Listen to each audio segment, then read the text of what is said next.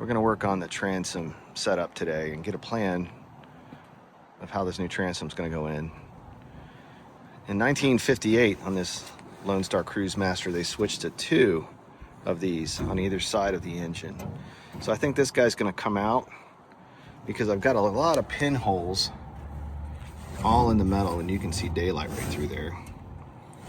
And I've got a lot of corrosion and pitting, so I don't know really how bad it is till I get this good and cleaned up. But I've got some corrosion where a lot of galvanic corrosion where they mounted steel parts for batteries and gas tanks back in the day. So a lot of this plate's really chewed up. Plus I'm gonna put 140 horse on here, I think. So these side wings are gonna come out, which look a little less than 3/16, maybe 1/8 of an inch plate. And I'm gonna probably put a 1/4 inch plate inside with a Cusa board transom. And I'm gonna go from this 1.5 inch probably to a total of 2 inch thick plate here. And then this guy is gonna come up to a 25 inch transom. So I'm gonna come up about 10 inches from the current 15 inch freeboard I've got back here. And you can see my water line should be around here, maybe even up to the rivets. So I might have to close these scupper holes up and put in a little bit higher one at some point. But I want to try to do this without taking the entire transom structure out of the boat so I can keep the integrity of the rear intact. But anyway, let's get to it and make today's efforts worth something.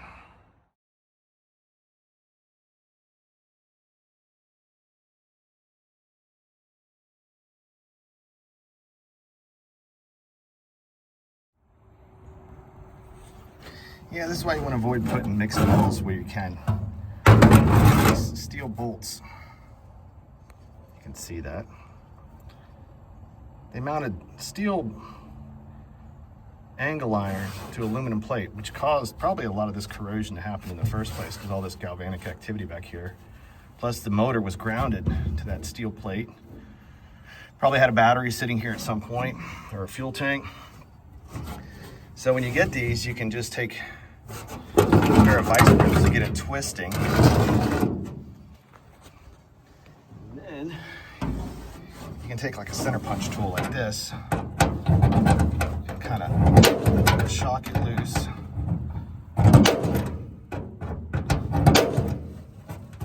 And that helps break that stuff off, and then you can spin it out from the other side. All right, this is the underside of the splash well, and you can see it looks like Swiss cheese. You can see where water and debris sat and boxed this entire area in, and probably the only oxygen was at the very top. So everything just kind of boiled its way through the metal over the last 40 years on the farm. So it's all TBD whether we're gonna try to save this sheet or take it out. But I'm thinking I'll get some professional thoughts on it from folks in the community. Okay, the rusty steel's out. And there was a through fitting cut here, which I might keep because I plan on mounting a portable generator on a stand right here. So I can run my shore power through that at some point. So we're gonna start drilling all these rivets out and making some room in here. Let's do it.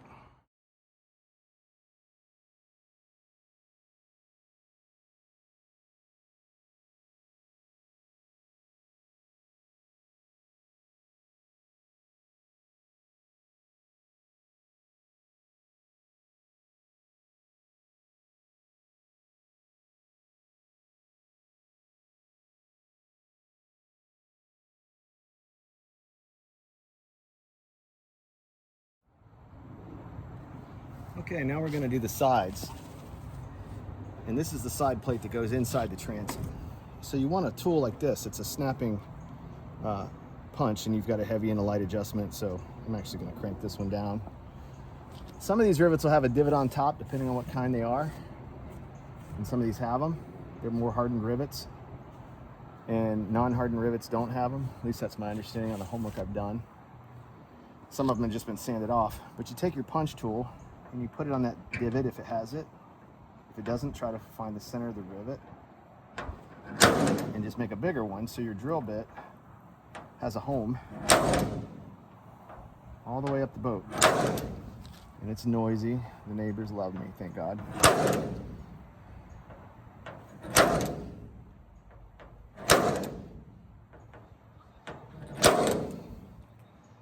You get the idea.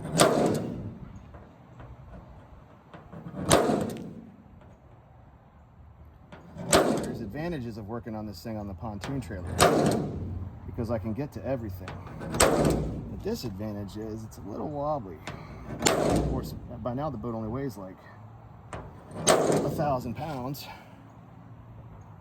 because we gutted everything out of it. So it's even more wiggly. That one was ugly.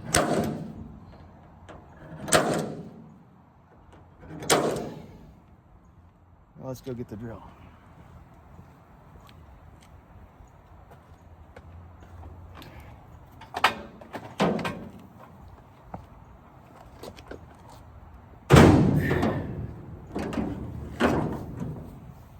Now I'm working with a corded drill today, mostly because I had a little side quest with a family project in town, and I left my good DeWalt there. But there's advantages to this drill. I'm using a 3/16 bit, which is the size of the rivet, so the goal is to leave as much whole metal intact as possible. So when we put this plate back in, we can mirror it. It'll just move up a little bit for the new inside plate. But the 3/16, we'll take it right out, and I'm just gonna pick one in the middle. And you put your bit on that little divot, and you start kind of slow, and you can't do that really good with some of the corded drills, but this thing's got a lot of gusto to it, so let's get after it. And you kind of got to tip the drill around if it walks, because you're drilling a 3/16 piece of metal with a 3/16 bit, so it's not ever perfect. But you want the head to start to spin off.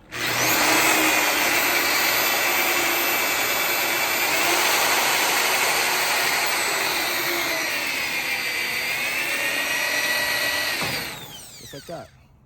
And that last little bit, you can either use the punch or the drill can often pop it right through. So let's just do that 800 more times.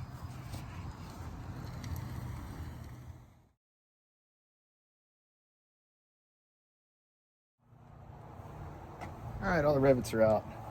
We're gonna straighten out some of these dents where the eye bolts used to go through, because it's not very flush. It's kind of sucked in. We're gonna just use a dolly and a hammer and try to level this out a little bit.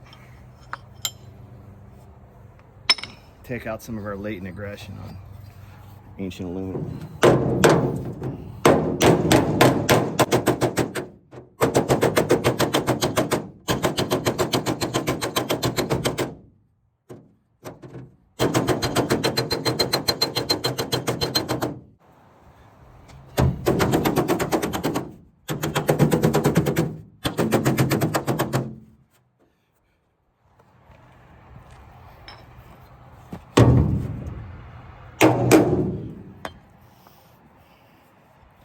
Need the flat side of the mallet. I kind of used the curved side and I left a little bump here.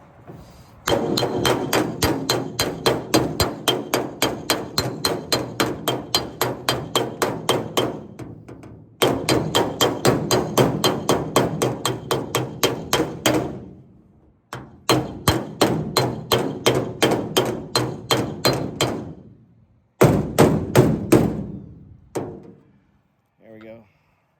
Needs heat. Shrink it back up. We're just going to try to smooth it out a little bit more.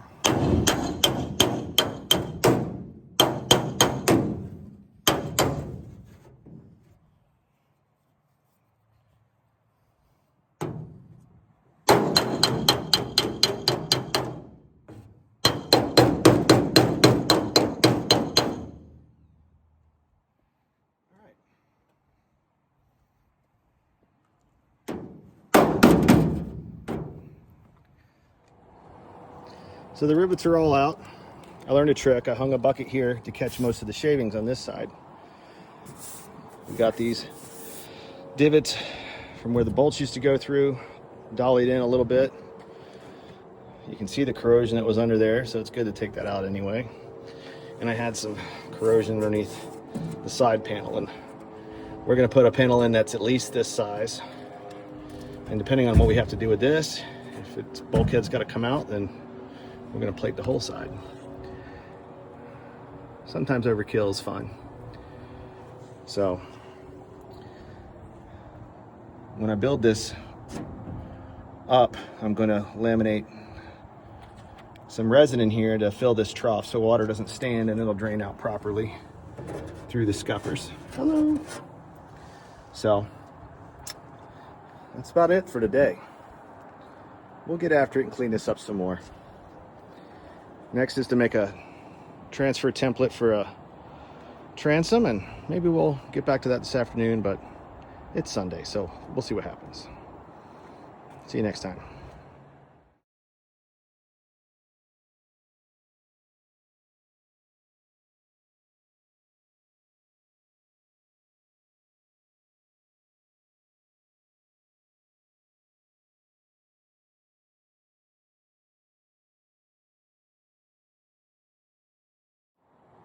Well, I learned a lesson on this side of the boat anyway. I hung a bucket right here to catch the shavings, and I went ahead and wire wheeled this off just a little bit to see what I've got underneath it. But you can see I got some pitting. I got a pinhole here.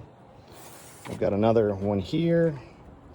So we'll have to get some planning around how we're going to epoxy mount this new transom in here to seal all that up and save this back sheet. But it's not perfect, but it's good enough for today.